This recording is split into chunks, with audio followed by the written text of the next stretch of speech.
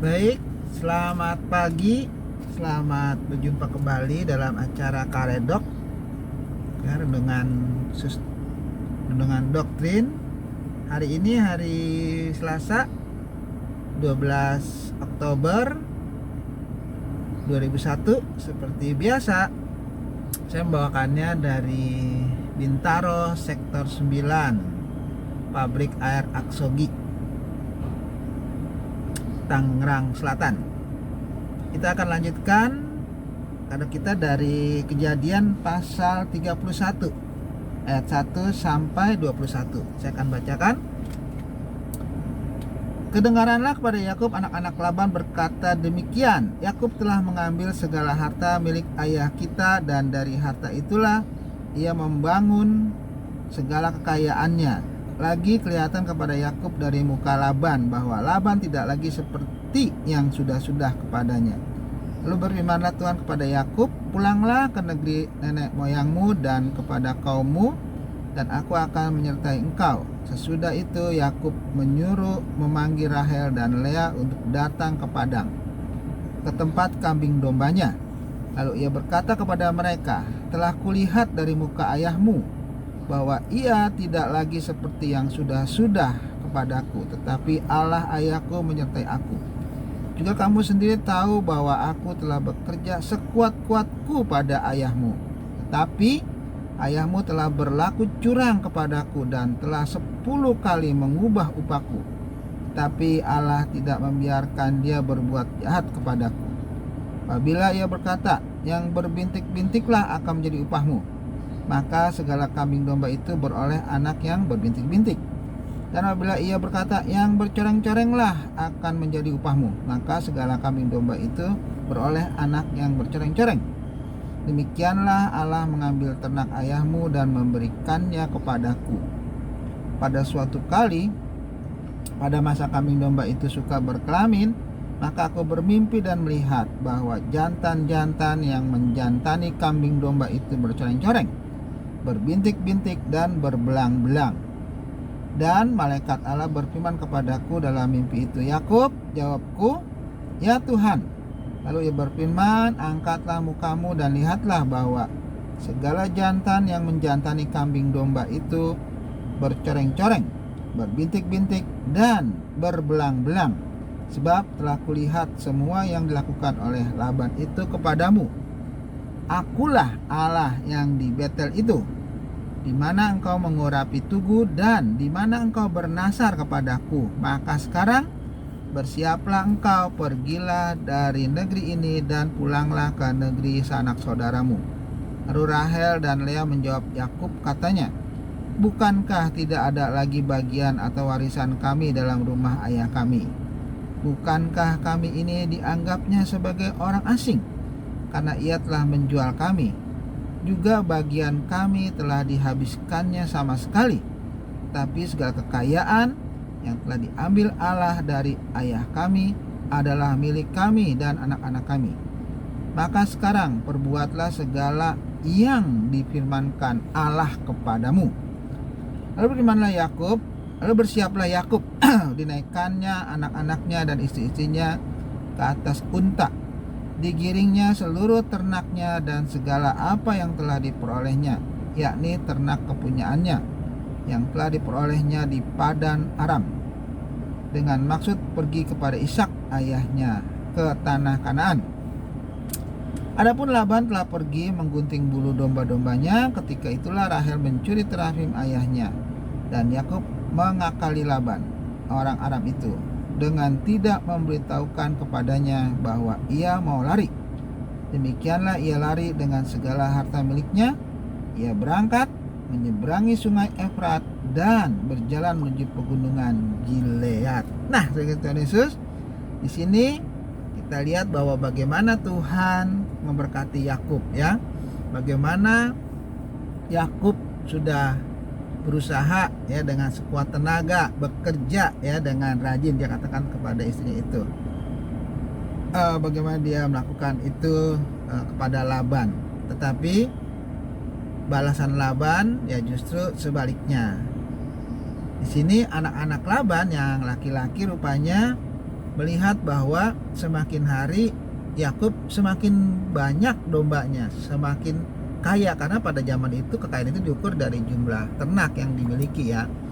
Nah, sehingga mereka tidak suka ya kepada Yakub, dan Yakub sudah tahu itu. Bahkan Yakub sudah lihat, dikatakan wajah dari Laban itu berbeda ya, dulu sama sekarang. Kalau dulu mungkin Laban itu berseri-seri, ya sekarang mungkin kesel. Kenapa? Karena apa yang dia rencanakan selalu menguntungkan buat Yakub.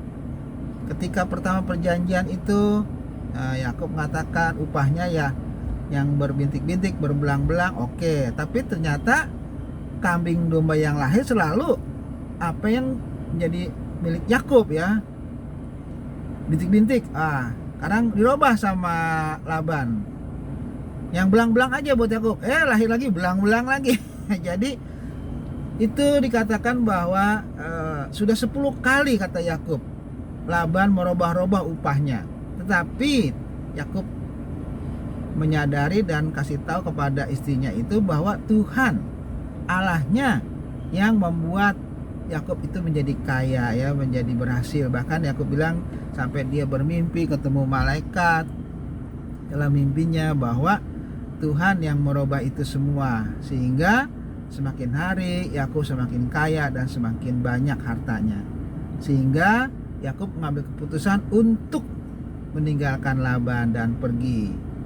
Dan dia ajak istrinya untuk ikut ya. Inilah kalau punya istri itu seiman ya, dan sama-sama menyembah kepada Tuhan, itu mudah ya untuk diajak bersama-sama ya. Yakub mengajak, dan memang pertimbangan Lea dan Rahel itu mengatakan bahwa memang kalau kami di sini terus ya warisan nggak ada katanya, karena sudah dihabiskan semua. Bahkan dia merasa dijual ya oleh ayahnya kepada Yakub, sehingga sekarang harta Yakub semakin banyak itu menjadi hak milik, merasa hak milik Lea dan Rahel itu.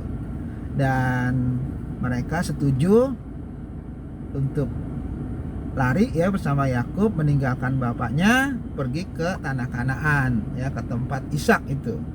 Jadi mereka sepakat ya mengikuti suaminya. Nah itulah ya, jadi Yakub tidak menemui kesulitan dengan istrinya ya, karena dia mengajak untuk pergi. Dan dari situ kita bisa lihat bagaimana Tuhan tetap menyertai Yakub ya. Apapun rencana yang dilakukan oleh Laban untuk membuat Yakub itu tidak sampai kaya ya, maksudnya tidak melebihi kekayaan Laban, tetapi ternyata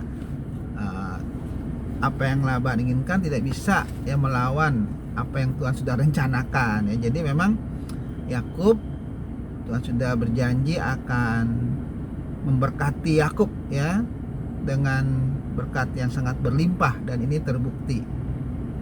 Yakub dengan tangan kosong ya datang kepada Laban. Tapi ya baik ya, tapi setelah beberapa tahun ya Yakub sudah bekerja dengan baik kepada Laban, sehingga Laban semakin hari kekayaannya semakin jauh dari Yakub. Yakub semakin hari kekayaannya semakin banyak, semakin diberkati Tuhan ya dengan berlimpah, dan itu membuat anak-anak Laban ya, Laban sendiri merasa cemburu dan merasa dirugikan dengan kehadiran Yakub ya. Nah, sehingga di sini kita bisa lihat bagaimana Tuhan ya memberkati Yakub. Dia sekarang dari datang kepada Laban dengan tangan kosong, sekarang dia pulang mendapatkan pendamping ya, istri dua ya, Lea dan Rahel. Kemudian mendapatkan budak ya yang diberikan oleh Lea dan juga oleh Rahel. Dan Yakub memiliki juga anak yang cukup banyak, ternak juga sangat banyak ya, sehingga Yakub udah siap-siap ya untuk pergi kembali ke tanah Kanaan kepada ayahnya, dan dia tidak permisi ya sama Laban. Nah, itulah yang dilakukan oleh Yakub. Jadi dari peristiwa apa yang dialami oleh Yakub ini ya, kita bisa lihat bahwa Tuhan tidak pernah mengingkari janjinya. Dia janji dulu kepada Abraham, janji kepada Ishak bapaknya Yakub, sekarang kepada Yakub juga dia berjanji. Karena itu diulangi ya di sini ayat 13, akulah Allah yang di Betel itu, di mana engkau mengurapi tugu dan di mana engkau bernazar kepadaku. Maka sekarang bersiaplah engkau, pergilah dari negeri ini dan pulanglah ke negeri sanak saudaramu. Jadi Tuhan juga yang memerintahkan supaya Yakub kembali ya ke tanah Kanaan. Tuh, jadi memang rencana Yakub untuk lari ke tanah Kanaan itu bukan karena keinginan dia saja ya, tapi juga karena memang itu diperintah oleh Tuhan, dan Yakub menaati ya, dia menaati dan dia berencanakan untuk pergi meninggalkan Laban ya, menaati apa yang Tuhan minta ya. Jadi contoh kehidupan Yakub ini ya, kita bisa menarik pelajaran bahwa kalau kita tetap bersandar ya, setia kepada Tuhan, Tuhan tidak akan pernah melupakan ya kesetiaan kita. Seperti dia memberkati Yakub, begitu juga Tuhan akan memberkati kita ya, kalau kita tetap setia kepada Tuhan.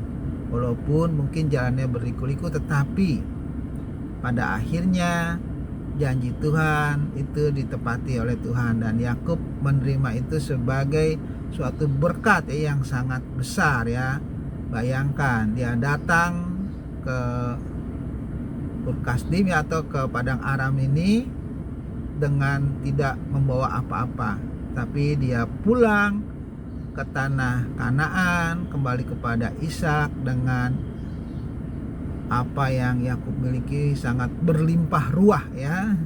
Dapat istri ya, dapat anak, dan dapat harta yang sangat banyak.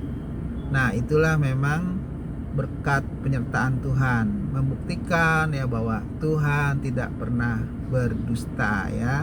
Begitu juga dengan kita. Mungkin sekarang ada yang menderita, mungkin ada yang merasa Tuhan tidak memberkati ya, tidak menyertai. Jangan lupa bahwa Tuhan tidak pernah berdusta. Dia pasti menepati janjinya ya. Nah, itu aja Karedok untuk pagi hari ini. Sampai berjumpa dengan Karedok yang akan datang. Selamat pagi.